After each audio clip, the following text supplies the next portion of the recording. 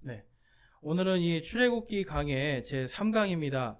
구원의 여명이 밝아오기까지라는 제목으로 우리 요셉에서 모세까지의 이 출애굽기 전에 이 중간 한 400년 동안의 역사를 오늘 좀 살펴보기를 원하는데요.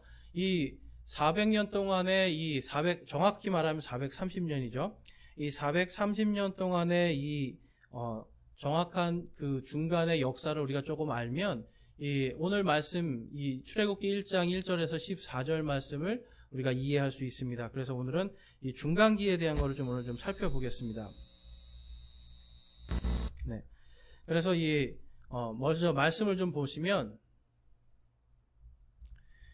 이 출애굽기 1장 5절과 9절입니다. 5절에서 9절까지입니다. 이미 요셉이, 잠시만요.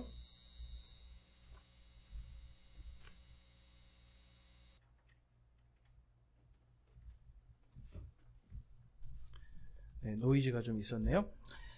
네. 오늘 이 말씀을 보면은 이 5절 말씀부터 제가 읽겠습니다. 이미 요셉이 이집트에 있었으므로 야곱의 허리에서 나온 모든 혼이 이른 혼이더라. 요셉과 그의 모든 형제와 그 온 세대가 죽었더라. 이스라엘의 자손이 다산하고 풍성하게 불어나 번성하며 심히 강하게 되어 그 땅이 그들로 가득하게 되었더라. 이제 요셉을 알지 못하는 새 왕이 일어나 이집트를 다스리더라. 그가 자기 백성에게 이르되 보라, 이스라엘 자손의 백성이 우리보다 더 많고 강하도다. 아멘. 자, 이제 여기서 보면 지금 아주 중요한 단어들이 나옵니다. 먼저 7절에 보면 이스라엘 자손이 다산하고 풍성하게 불어나 번성하여 심히 강하게 되어라고 말씀을 합니다. 그러니까 지금 이제 우리가 기존에 알고 있는 부분을 우리가 조금 수정해야 되는 게 뭐냐면, 많은 사람들이 400년 동안 이 출애굽기가 있기, 약 400년 동안 이스라엘 백성들이 그 이집트에서 종살이를 했다라고 생각하는데 그게 아닙니다, 여러분. 이 요셉이라는 사람이 애굽의 이 이집트의 국무총리였잖아요. 그러니까 국무총리였기 때문에 실세를 가지고 있었고 권력을 가지고 있었습니다. 그렇기 때문에 그의 가족들이요, 이 400년 동안 이 이스라엘 백성들은 그곳에서 노예 생활을 한 것이 아니라 그들이 굉장히 다산하고 풍성하게 불어나고 번성하고 강하게 됐다. 이 강하게 됐다는 게 무슨 뜻입니까, 여러분? 그들을 아무도 함부로 건드릴 수 없었다라는 겁니다. 그래서 이제 이 요셉에 대한 부분도 우리가 좀 살펴보면서 그 후에 약 8절에 있는 말씀처럼 이 새 왕, 요셉을 알지 못하는 새 왕이 일어나는 그 시대, 과연 그때까지 어떤 역사들이 있었는지 오늘 좀 함께 살펴보고요. 왜 이 새 왕조가 이 이스라엘 백성들을 견제하고 그들을 괴롭힐 수밖에 없었는가도 함께 살펴보겠습니다. 그래서 이제 지난주 강해를 보면 자유와 구속의 하나님, 그래가지고 이 출애굽기는 예수 그리스도의 구속 사역과 원리와 모델이라고 제가 말씀을 드렸습니다.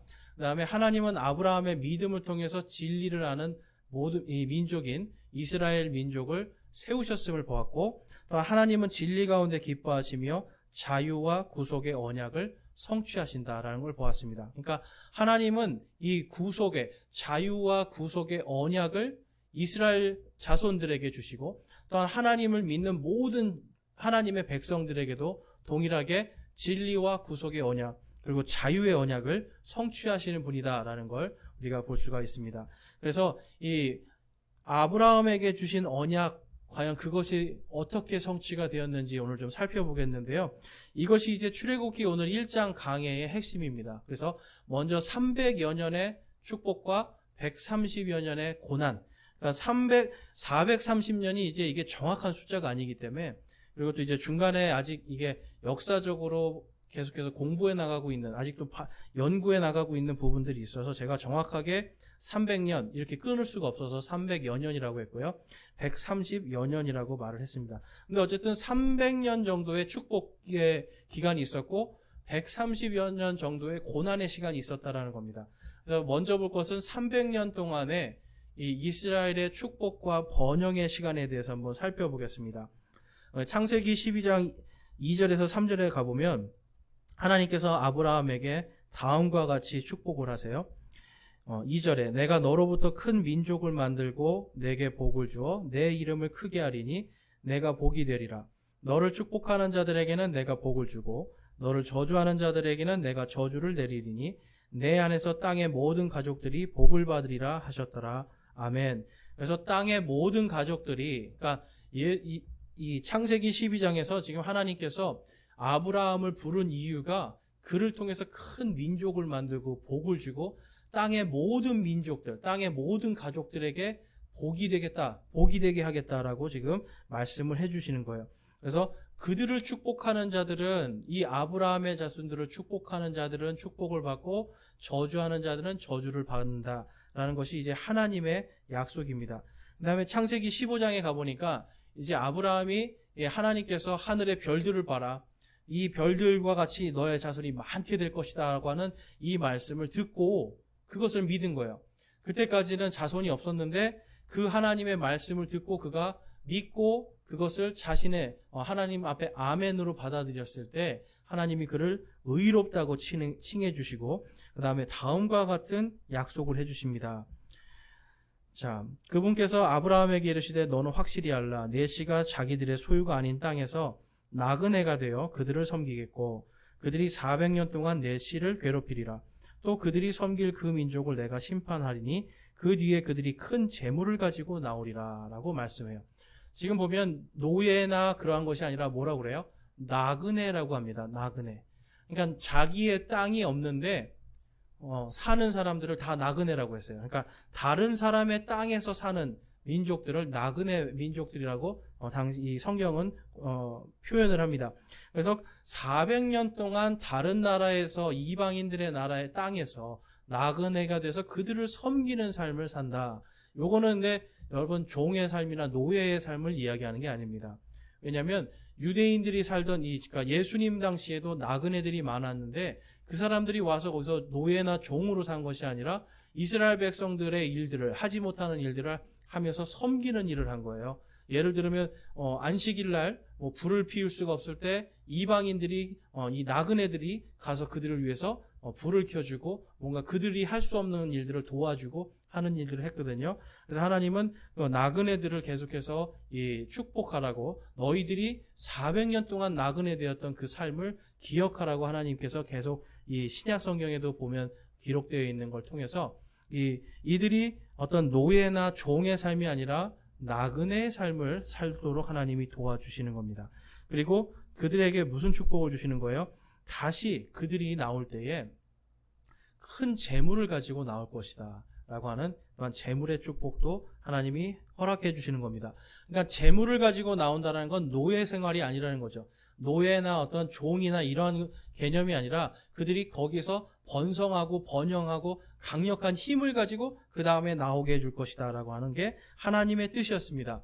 자, 그래서 이 성경에 보면 이들이 이제 어디로 갑니까? 아브라함의 언약에 따라서 이 아브라함과 이삭과 야곱을 통해서 자손들이 번성하면서 야곱의 때에 이 하나님께서 큰 기근을 이 가나안 땅에 주셨는데 그것을 미리 하나님께서 예비하셔서 이 요셉이라고 하는 야곱의 12아들 중에 요셉이라고 하는 한 아들을 이집트로 팔려가게 하시고 거기에서 하나님께서 은혜를 주셔서 이집트의 국무총리가 되게 해주십니다. 그 다음에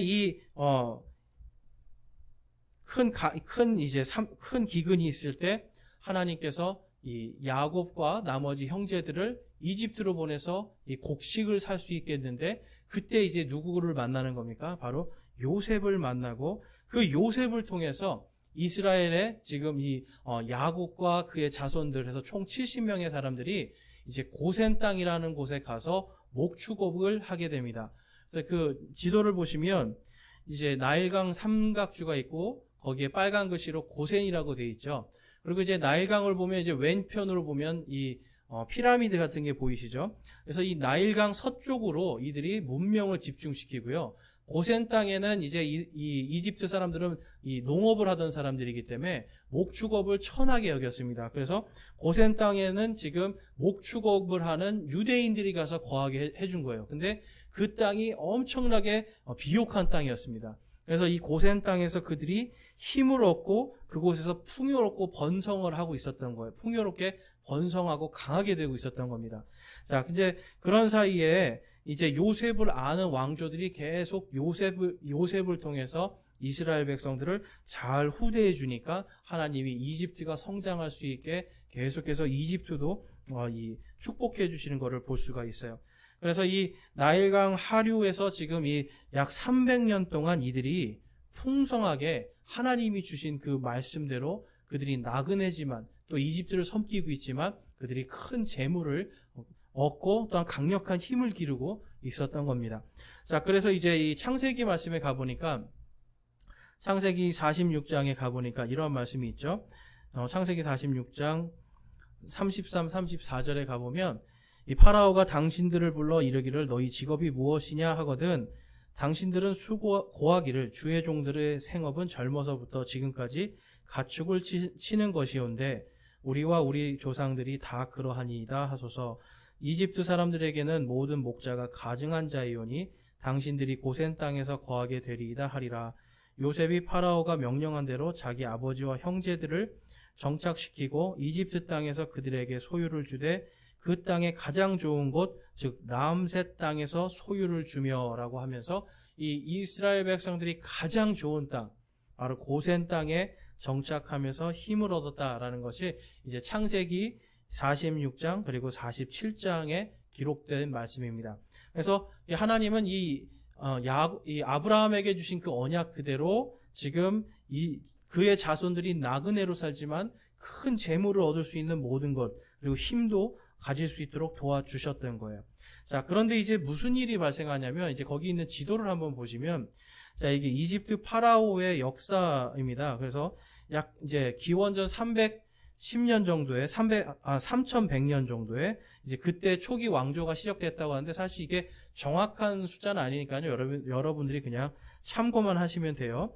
그래서 기원전 2166년에 이제 아브라함이 태어나고 그다음에 기원전 1899년도에 이제 요셉이 이집트로 들어가게 됩니다. 그러니까 요셉을 아는 왕조가 이때부터 시작되는데 이 왕조가 아메네페트 2세라는 사람이에요. 그래서 창세기 39장에서 이제 나오는 지금 이제 오늘 또 아까 우리가 야곱이 만났던 그 이집트의 파라오가 누구냐면 아메네페트 2세입니다. 그러니까 이 사람을 통해서 고센 땅에 이제 정착을 하게 되는데 그 다음에 이제 쭉 넘어가 보면 아메네피트 3세가 나와요. 그 밑에. 그래서 기원전 BC 1843년도부터 아메네페트 3세 시대에 이제 요셉이 죽게 됩니다. 그러니까 요셉이 죽고 나서 이제 그 다음에 이스라엘 백성들이 이제 이곳에서 이 힘을 좀 잃게 되는 거죠. 자, 근데 이제 요때 어떤 일이 이제 발생을 하냐면 제2중간기 제가 파란색으로 동그라미 친 것을 보시면 힉소스 왕조라는 새로운 왕조가 탄생하게 됩니다.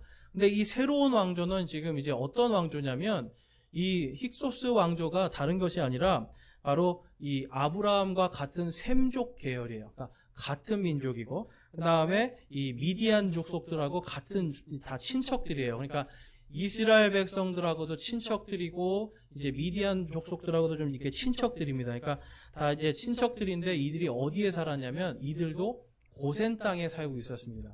그러니까 이 고센 땅에 살고 있던 이 힉소스라고 하는 민족이 갑자기 엄청난 힘을 갖게 되는 거예요.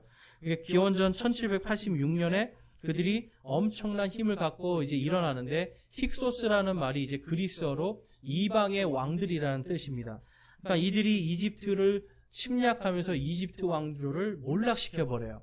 자, 그런데 이제 성경에는 나와 있지 않는데 어쨌든 같은 친척들이고 그러니까 어떻겠습니까? 이스라엘 백성들을 이들이 200년 동안 이제 이집트를 지배하거든요. 이스라엘 백성들을 잘 선대를 한 겁니다. 그래서 이스라엘 백성들이 그들하고 또한 200년 동안 잘 살았어요. 이제 그러한 과정 속에서 이제 갑자기 힉소스 왕조가 이제 몰락을 하게 되고 그 다음에 아흐보세 1세라는 사람이 등장을 하게 되는데 이게 오늘 우리가 읽은 요셉을 모르는 왕이 나타나는 겁니다. 그러니까 200년이라는 시간 동안 전에 있었던 왕조가 몰락하고 새로운 왕조가 들어선 거예요. 이제 그러니까 힉소스라고 하는 다른 민족이 통치하고 있었고 200년 동안 식민지살이를 하다가 이제 아흐모세라고 하는 사람이 다시 정권을 잡으면서 새로운 이집트 왕조가 시작이 되는 겁니다. 그러니까 이제 여러분 모세라는 이름이 어디서 나오는지 아시겠죠? 바로 이 아흐모세라고 하는 이 모세 왕조인 거예요.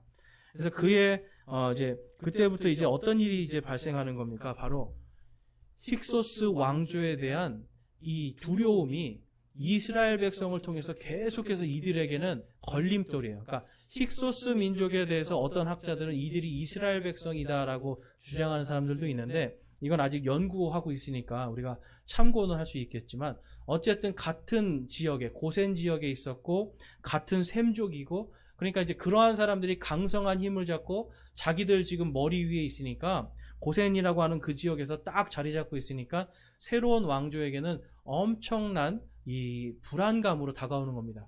저들이 다시 우리를 공격하지 않을까. 그래서 이제 오늘 본문에서도 그래서 이 왕이 염려를 하는 거예요. 그래서 이 아흐모세 1세 때부터 어떻게 하면은 이제 이 이스라엘 백성들을 약화시킬까. 이제 이러한 생각을 하면서 아멘호텝 1세 이러한 사람들 그리고 이제 언제 이제 투트모세 1세라고 하는 요 때에 이제 이 모세가 출생을 하게 되는 겁니다. 그러니까 지금 이제 이 모세 출생 중간기까지만 오늘 볼 건데 어쨌든 여러분 보실 때 어떠세요?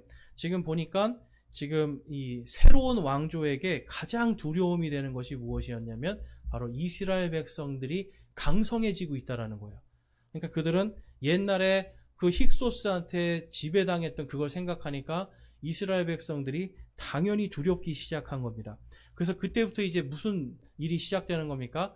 바로 이스라엘 백성들에 대한 이 박해가 시작이 되는 거예요. 자, 슬라이드 한번 넘겨주시면 구원의 여명에 보면 130년간의 이스라엘 민족이 괴롭힘을 당한 종살이에 대한 기록이 있습니다. 그래서 여기서 이제 하나님께서 구원의 여명을 밝혀주시는데 자, 이 모세라고 하는 이름 자체가 이제 히브리어로는 구해내다, 구조하다, 깊은 곳에서 꺼내다 이제 이런 뜻이라면 이 이집트어로 모세는 아들이라는 뜻이에요. 아들. 그러니까 아까 봤던 아흐모세 그러면 이제 아흐의 아들, 그다음에 투트모세 그러면 투트의 아들 이런 뜻입니다. 그러니까 이러한 뜻을 갖고 있었기 때문에 그 투트모스의 딸이 지금 그 공주가 이 모세를 나일강에서 딱 건져 올릴 때 이름을 모세라고 한 이유는 다른 게 아니라 그 아이가 남자아이니까 와 아들이다 라고 하는 이름으로 모세 그리고 자신의 왕조가 또한 이 모세 왕조이기 때문에 모세라고 하면서 그가 이제 왕족으로 받아들이는 사건을 볼 수 있는데 이제 그건 우리가 다음 주에 보고요. 어쨌든 이러한 새 왕조는 계속해서 이 이스라엘 백성들에 대해서 두려움을 갖고 있었는데 자 출애굽기 1장 10절에서 14절에 가보니까 그들이 이렇게 말합니다. 자 우리가 그들을 지혜롭게 다루자 그래요. 왜 지혜롭게 다뤄야 될까요? 힘이 있고 권력이 있는데 함부로 했다가는 힉소스에게 당한 것처럼 또 자기들이 당할 수 있으니까 자 그럼 어떻게 하면 지혜롭게 할까 생각을 하는 거예요. 그래서 염려하는 게 그들이 번성하고 또 전쟁이 일어날 때에 그들이 우리 원수들과 연합하여 우리와 싸우며 이 땅에서 일어나 나갈까 염려하노라 하였더라. 자, 왜 염려하는지 이제 아시겠죠? 바로 힉소스하고 같이 손잡았을 것을 우리가 볼 수가 있어요. 그러니까 새로운 왕조는요 한번 당했고 200년 동안이나 자신들이 이 침략을 당했기 때문에 이 이스라엘 민족들이 다시 또 연합해서 원수들하고 연합해서 다시 우리를 공격할까봐 염려하고 있었던 겁니다. 자 11절에 그러므로 그들이 작업 감독들을 그들 위에 세우고 그들에게 무거운 짐을 주어 그들을 괴롭게 하였더라. 그들이 파라오를 위하여 국고도시 곧 비돔과 라암셋을 건축하였더라. 아까 우리가 이제 지도에서 보니까 이 나일강 서쪽에 주로 모든 문명을 집중하고 있었어요. 왜냐하면 이 동쪽에서 오는 다른 민족들의 어떤 그 공격을 막기 위해서 전략적으로 그랬는데 이 이스라엘 백성들을 괴롭히고 싶은 거예요. 그러니까 어떻게 해야 돼요? 그곳에 큰 국책 사업을 이제 하는데 바로 국고도시 비돔과 라암셋을 건축을 합니다. 근데 이제 이거는 이스라엘 사람만 하는 게 아니라 이집트 사람들도 같이 하는 이 국가 정책이었고 국가의 의무적으로 참여해야 되는 노동이었던 거예요. 그러니까 이들이 지혜롭게 해서 이스라엘 사람들을 괴롭히고 있었던 겁니다. 자, 그 다음에 13절에 가보니까 이에 이집트 사람들이 이스라엘 자손으로 하여금 엄격히 섬기게 하고 회반죽 이기는 일과 벽돌 굽는 일과 들에서 온갖 종류의 섬기는 일에서 고된 속박으로 그들의 삶을 괴롭게 하니라. 그들이 그들로 하여금 섬기게 한 모든 일이 엄격하였더라 하면서 이 새 왕조가 바로 이 국책 사업인 이 국고성을 만드는 걸로 이들을 괴롭히는데, 그러니까 돌 굽는 것도 도와주지 이제 자기네 민족에게는 재료를 주지만 이들에겐 재료를 직접 가져다가 하게 만들고 하는 이러한 삶을 막 괴롭게 했던 겁니다. 자, 이렇게 괴로우니까 이제 어떤 일이 발생하겠어요? 그래서 어떤 일이 발생하냐면 이스라엘 백성들이 이제 주님을 부르기 시작합니다. 300년 동안 여러분 아주 넉넉하고 번영하고 풍성하게 살았어요.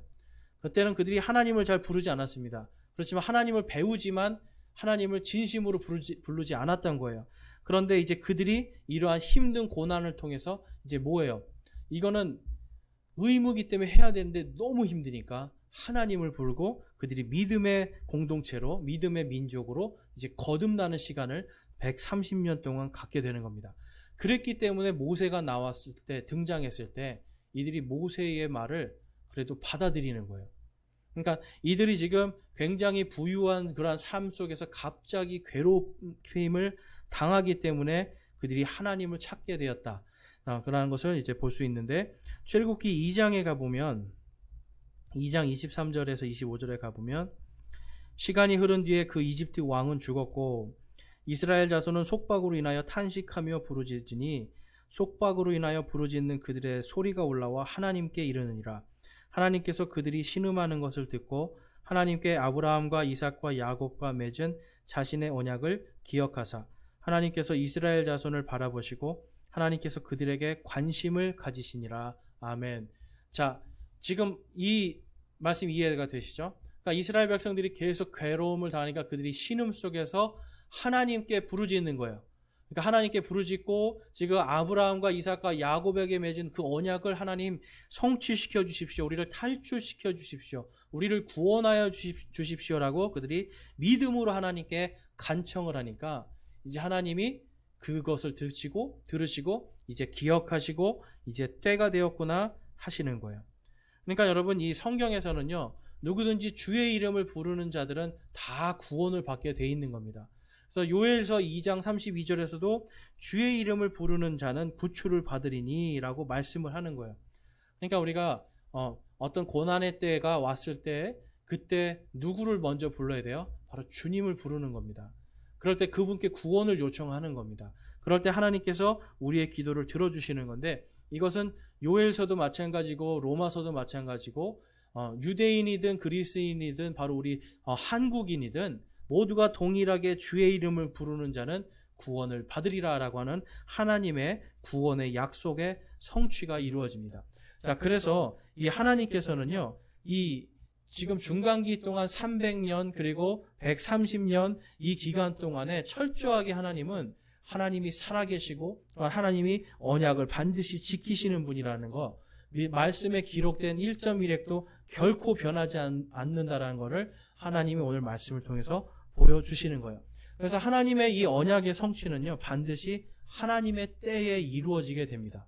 그러니까 모든 것이 충만한 때가 이를 때에 하나님의 심판이 이제 이루어지는데, 하나님은 이집트에서 430년 동안 이 이스라엘 백성들이 하나님을 충분하게 알 수 있는, 부요하게 하시고 번성하게 하시는 하나님, 동시에 또한 심판의 하나님, 이것을 그들이 깨닫게 하는 거예요. 그리고 구원의 하나님을 깨닫게 하는 겁니다. 그래서 모세가 태어나기 전까지 이 이집트의 역사를 오늘 좀 살펴보았는데요. 이것을 통해서 이제 우리가 알 수 있는 것이 바로 하나님은 언제나 신실하시고 자신이 하신 모든 기록된 말씀들을 기억하시고 성취한다라는 겁니다. 자, 출애굽기 6장 말씀에 가보면 6장 5절에서 6절에 가볼게요. 우리 읽으실 수 있는 분 함께 읽어보겠습니다. 시작. 또한 이집트 사람들이 노예로 삼은 이스라엘 자손이 신음하는 것을 내가 듣고 내 언약을 기억하였노라. 그러므로 이스라엘 자손에게 말하기를 나는 주니라. 내가 이집트 사람들의 집 밑에서 너희를 빼내며 내가 그들의 속박에서 너희를 자유롭게 하고 내가 뻗은 팔과 큰 심판들로 너희를 구속하리라. 아멘. 자, 하나님께서는 우리를 자유롭게 하고 구속하시는데 그 모든 것이 우리가 그분을 믿고 주의 이름을 부를 때에, 또한 우리에게는 오직 한 이름 예수 그리스도라고 하는 그 이름을 주시고 우리가 그분의 이름을 부를 때에, 그분을 나의 주 나의 하나님으로 고백할 때에 하나님께서 우리에게 자유를 주시고 성경에 기록한 그대로 하나님의 그 팔을 뻗어서 모든 심판들로부터 우리를 구원하시고 구속하신다라는 것이 하나님의 약속입니다. 오늘 이 모세가 그러니까 이스라엘 백성의 이 430년 동안의 나그네 살이, 하나님은 이것을 통해서 모든 역사를 주관하시는 분이, 이 땅의 모든 역사를 주관하시는 분이 하나님이심을 보여주는 거예요. 그러니까 그 이스라엘의 역사뿐만 아니라 바로 이 대한민국의 역사도 주관하시는 분이 하나님이시고 전 세계 모든 역사를 주관하시는 분이 하나님이심을 보여주고요. 하나님은 자신의 영광을 위해서 약속하신 말씀을 기억하고 또한 언제나 그것을 바로 오늘도 신실하게 일하고 계신다라는 겁니다. 그러니까 하나님께 우리가 돌아가야 돼요. 다른 것이 아니라 하나님의 말씀으로 돌아가고 우리의 믿음을 하나님께로 온전히 우리의 믿음을 고정시킬 때 주께서 우리에게 완전한 평강을 주시는 겁니다. 또한 우리가 겪고 있는 이러한 모든 어두움과 고난들, 그러한 이러한 죄악들로부터 우리가 빨리 하나님께 돌이키고 그분의 이름을 부를 때에 하나님께서 우리에게 역사하시고 이 출애굽기는 그것이 반드시 성취된다고 하는 하나의 표적으로 우리에게 주신 겁니다. 또 그래서 우리가 하나님께 악에서 구원하시고 의의 길로 인도해 주시기를 고백하면서 그것을 구하면서 회개할 때 하나님은 반드시 그것을 성취하십니다. 오늘 말씀을 통해서 저와 여러분이 하나님께로 온전히 돌아가기를 소망합니다. 우리의 마음과 생각이 세상이 아니라 하나님께로 돌아가고 기록된 말씀이 반드시 성취됨을 믿고 또한 이 세상 모든 역사를 하나님께서 주관하신다는 것을 우리가 믿고 오직 하나님께 의지하며 그분만을 따라가는 저와 여러분이 되시기를 주님의 이름으로 축원합니다. 우리 기도하고 마치겠습니다. 하나님 아버지 감사합니다. 오늘도 저희들에게 이 이집트에서 나그네 생활한 430년 동안의 이스라엘 백성의 역사를 보았습니다. 하나님 이것을 통해서 하나님은 언제나 역사하시고 언제나 신실하게 기록하신 모든 말씀들을 기억하시고 인도하심을 살펴보았습니다. 하나님 저희들이 더욱더 우리의 마음과 생각을 주님께 고정케 하여 주시고 언제나 신실하신 그 하나님을 믿고 믿음으로 모든 것을 저희들이 이겨나갈 수 있게 하여 주시옵소서.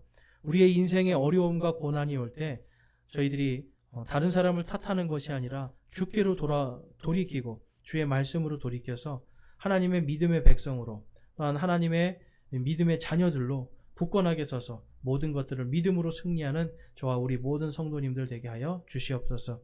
주께서 언제나 함께해 주시고 인도해 주심에 감사를 드립니다. 우리 주 예수 그리스도의 이름으로 감사하며 기도드리옵나이다. 아멘.